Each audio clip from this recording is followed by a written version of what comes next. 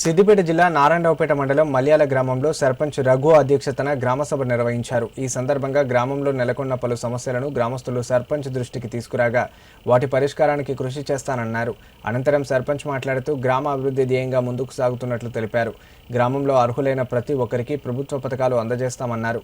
గ్రామ అభివృద్ధికి ప్రజలు సహకరించాలని విజ్ఞప్తి చేశారు.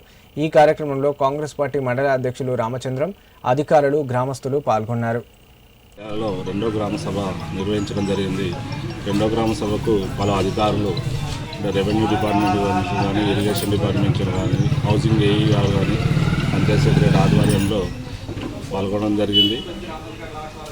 ప్రజలు తమ సమస్యలను దృష్టికి తీసుకురావడం జరిగింది. దానికి సంబంధించిన అధికారులు సానుకూల స్పందనతో తొందరలోనే పరిష్కరిస్తారని సమాధానం చెప్పడం జరిగింది. మరియు పలు అభివృద్ధి కార్యక్రమాల్లో మాట్లాడుకోవడం చర్చించడం జరిగింది.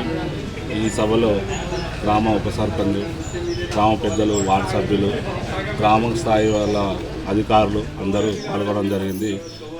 ఇందులో పాల్గొన్న ప్రతి ఒక్కరికి మా ప్రత్యేకమైన ధన్యవాదాలు. సర్పంచ్ గారికి, మేడం గారికి నమస్కారం.